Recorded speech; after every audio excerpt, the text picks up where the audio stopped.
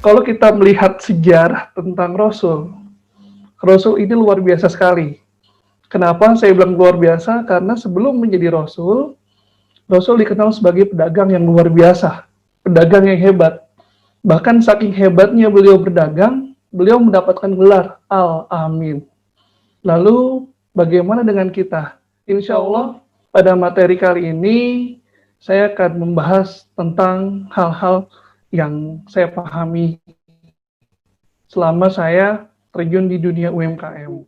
Alhamdulillah di tahun 2017 saya berhasil menjadi Duta Koperasi Tangsel 2017, dan pada saat itu saya bisa dikatakan banyak terjun ke dunia UMKM. Saya banyak mencoba menganalisa di sana kira-kira yang dibutuhkan apa sih terhadap UMKM kita. Karena banyak sekali pertanyaan di benak saya, salah satunya yang luar biasa. Orang Indonesia setelah saya pahami, itu jago sekali yang namanya buat produk. Kita ini jago banget yang namanya buat produk. Tapi kenapa produk-produk kita hanya sampai sebatas lingkungan kita saja, tidak sampai go public? Ada apa masalahnya? Nah, ini saya mencoba mencari tahu dan insya Allah akan saya tuangkan di sini. Lalu alhamdulillah di tahun 2018 saya kembali meraih juara di tingkat nasional, yaitu Pemuda Inspiratif. Pada saat itu hanya saja tidak mewakili kota Tangsel, tapi saya mewakili Provinsi Banten. Ya, dan pada saat itu juga saya di tahun 2018 banyak sekali atau diminta tolong ya, banyak sekali diminta tolong untuk menjadi konsultan.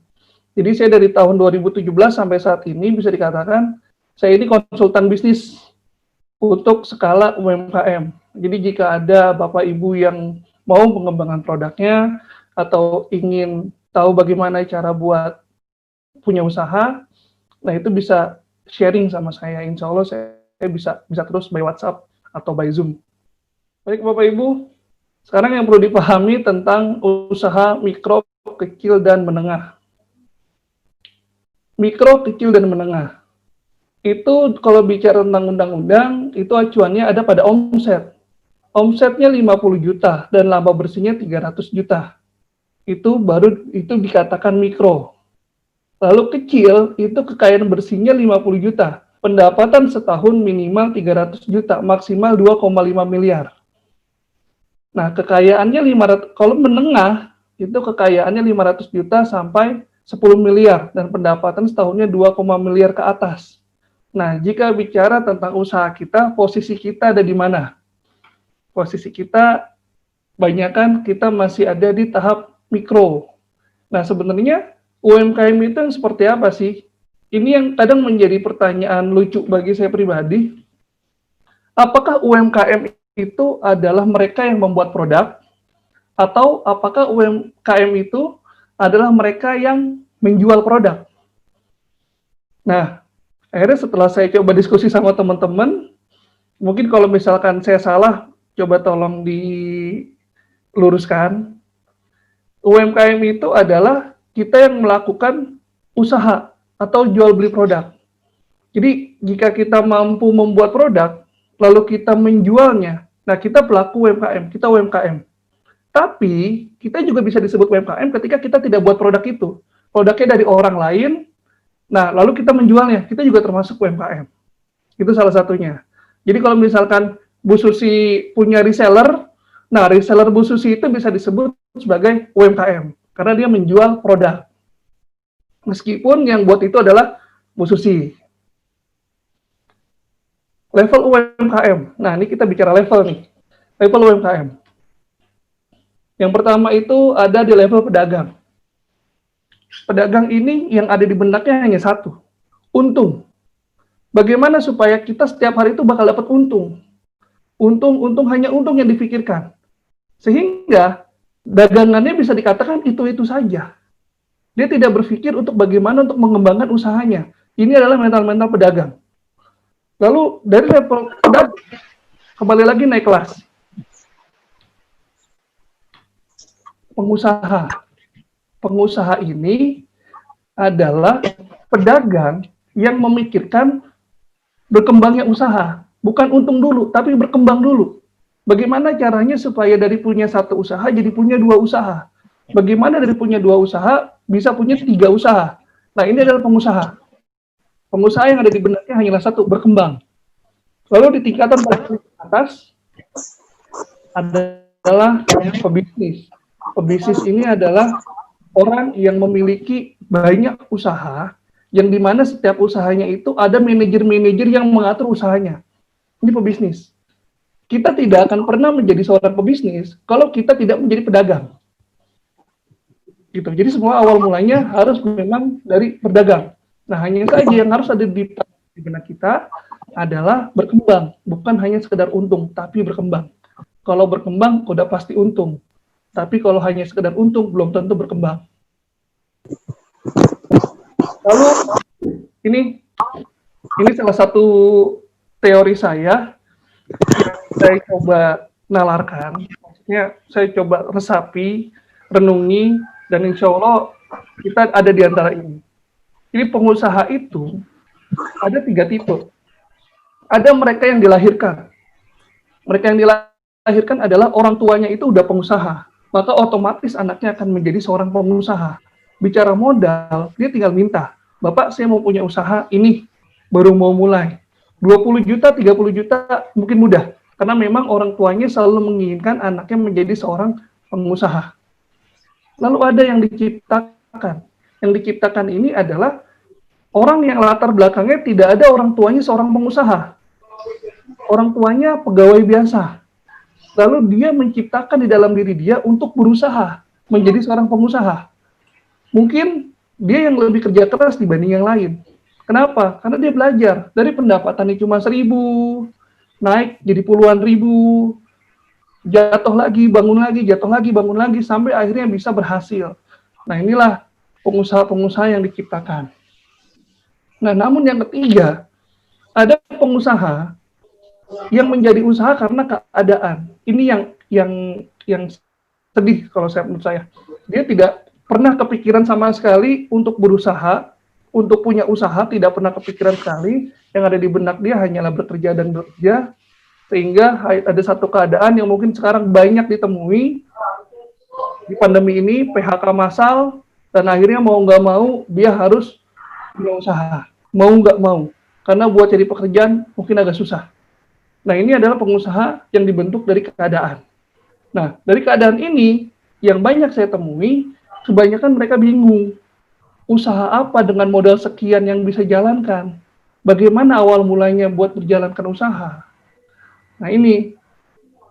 Nah, kadang saya suka buka konsultasi terkait masalah baru mau mulai usaha. Saya akan bilang begini, usaha itu bukan karena ikut-ikutan, itu yang pertama.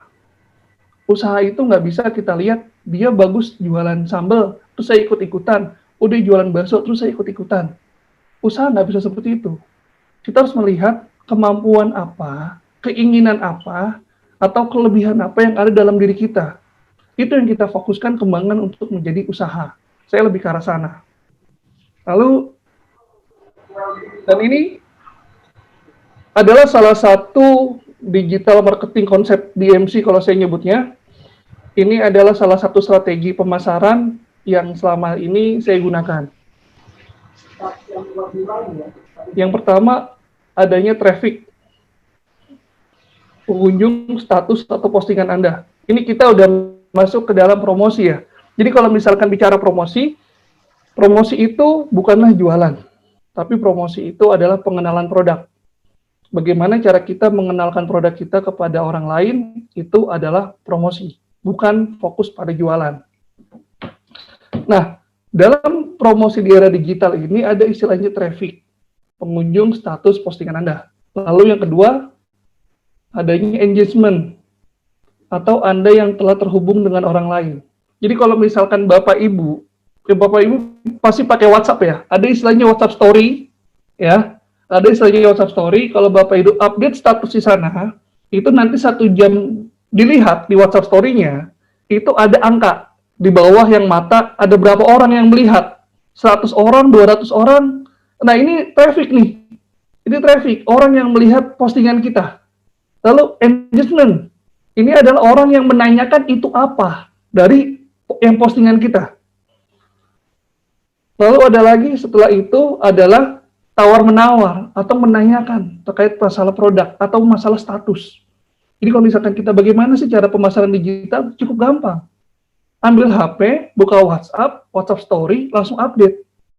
Entah itu gambar, entah itu video, atau testimoni, nah itu bisa kita tampilkan.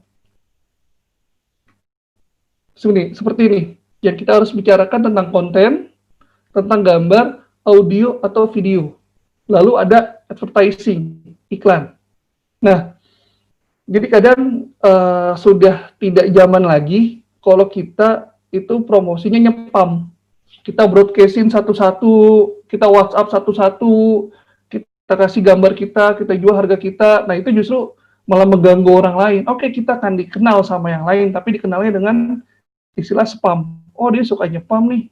Yang ada orang bukannya mau baca atau mau lihat, tapi terganggu terhadap apa yang kita lakukan. Tapi kalau misalkan kita taruh di WhatsApp story kita, orang tidak akan terganggu.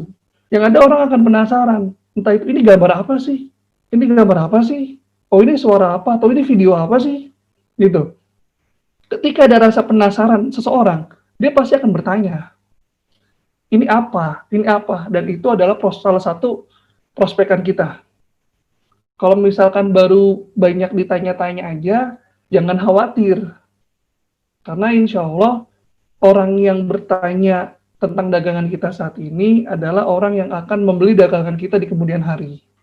Tetap harus dilayankan dengan baik, dengan sopan, dengan santun.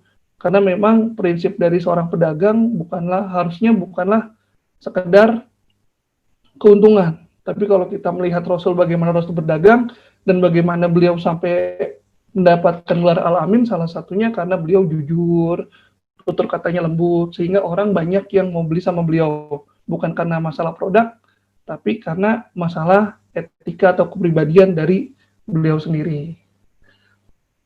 Nah, ini saya ada contoh terkait masalah implementasi dari sebuah pemasaran ini. Ini status WhatsApp saya. Yang sebelah kiri ini Bapak Ibu bisa lihat. Nah, ini salah satunya. Saya tidak memposting jualan hewan kambing. Saya hanya memposting video kambing lagi makan. Nah, di sini di bawah ini ada yang melihat 185 orang. 185 ini ada prospekan. Orang yang penasaran dengan status kita. Dan dari 185 orang ini, ada yang bertanya, Mas Reza jual kambing akikah nggak? Jual domba akikah nggak? Berapa harganya? Padahal saya tidak niat jualan. Yang saya hanya lakukan adalah update status apa yang saya lakukan. Nih. Lalu yang sebelah sini, salah satu usaha saya juga, ini ikan cupang. Saya hanya posting video ikan di status saya. Sampai ada yang bertanya, berapa harga sepasang ikan cupangnya Mas Reza, warna putih bersih? Saya jual sekitar 100 sampai 200 ribu untuk 2 ekor ikan. Ikannya alhamdulillah saya ternak sendiri dan saya jual sendiri. Jadi ketika kita memposting video, ketika kita memposting suatu gambar, itu semua bertujuan untuk memperkenalkan produk kita. Menunjukkan bahwa kita jualan ikan, bahwa kita jualan cupang, jualan kambing. Jadi kalau Bapak Ibu punya usaha, tadi saya lihat ada yang usahanya bakso dan mie ayam. Coba Bapak Ibu posting foto atau testimoni Bapak sendiri makan sendiri gitu. Kayak seperti Odading Mang Oleng ya. Seperti Odading. Dia sendiri yang buat, dia sendiri yang makan, dia sendiri yang testimoni. Dan dampaknya alhamdulillah membeledak yang beli. Nah, kebanyakan UMKM kita itu malu untuk melakukan seperti itu. Sekarang kalau kita saja malu dengan produk kita, lalu bagaimana dengan orang lain bisa menghargai produk-produk kita? Itu. Nah, ini nikmati prosesnya. Jadi kemarin itu saya sempat diskusi sama para sahabat saya. Pertanyaannya begini. Kenapa usaha orang itu bisa bertahan lama? Sedangkan di masa pandemi ini usaha naik turun. Banyak usaha yang terdampak. Tapi perlu disyukuri jika usaha kita terdampak. Karena tidak semua dampak yang diterima adalah negatif, pasti ada yang positifnya. Nikmati prosesnya. Sekarang ini sudah bukan zamannya lagi kita jualan secara offline. Karena orang-orang juga ibaratnya berhati-hati sekarang untuk keluar rumah. Nah, sekarang kita harus bisa memanfaatkan keadaan. Bagaimana supaya kita tetap bisa berjualan, tapi tanpa ada orang datang ke tempat kita. Atau sekarang banyak orang-orang atau toko-toko online, mereka tidak memiliki toko secara fisik. Mereka dari rumah. Mereka daftar, sekarang ada GoFood, ada Gojek, dan nanti GoFood dan Gojek yang mengantarkan produk yang mereka jual kepada pelanggan. Kita harus memanfaatkan itu. Harus daftar ke sana. Itu. Apa itu COVID? Menurut pendapat saya, COVID itu artinya kreatif. Jadi kita sebagai seorang pengusaha harus berpikir kreatif. Karena kalau kita tidak kreatif, kita justru akan kita akan terdampak dampak yang negatif di tengah wabah COVID ini. Lalu yang kedua adalah optimis. Ya, kalau misalkan bahasa motivator itu surat Al-Insyirah, fa inna ma'al usri yusra, inna ma'al usri yusra. Sesungguhnya setelah ada kesulitan pasti ada kemudahan. Nah, ini kita harus optimis di sini. Kita harus yakin. Kita harus yakin terhadap apa yang sudah kita lakukan. Insya Allah apa yang kita lakukan barokah. Nggak cuma sekedar pendapatan saja atau untung aja yang kita pikirkan, tapi lebih kepada barokahnya. V-nya adalah visioner, kita harus mampu melihat ke depannya seperti apa. Di saat wabah seperti ini, bagaimana usaha kita ke depannya? Apa yang harus dirubah? Apa yang harus ditinggalkan? Apakah kita harus menambah cabang? Atau kita membuat produk baru? Atau kita harus daftar online? Atau bagaimana? Nah ini, kita harus memikirkan bagaimana ini kita ke depannya, usaha kita ke depannya, visioner. Lalu ada inovatif. Istilahnya, bagaimana caranya supaya kalau misalkan orang kenal kita dengan produk yang itu aja, kita harus berpikir inovatif. Bagaimana caranya supaya orang itu tertarik terhadap produk baru kita. Selalu berpikir maju. Lalu yang terakhir, D-nya adalah disiplin. Jangan sampai saat ini orang kenal kita dagang makanan. Begitu orang itu mau beli, malah kita lagi nggak dagang. Jadi pola masyarakat atau polanya pelanggan, hari ini dia melihat, belum tentu hari ini dia beli. Bisa jadi hari ini dia lihat, esok lusa dia baru akan beli. Nah, kita harus memastikan dari disiplin ini, esok lusa itu ketika orang itu mau beli, kita ada. Stok kita ada. Jangan sampai ketika orang itu mau beli, kita malah nggak ada. Nah, ini bisa dibilang psikologis dari pelanggan itu sendiri. Calon-calon pelanggan kita, pertama mungkin dia hanya melihat, insya Allah, kedua, ketiga dia akan penasaran dan akan coba. Nah, di saat seperti itu, produk kita harus tersedia. Jangan sampai produk itu tidak ada.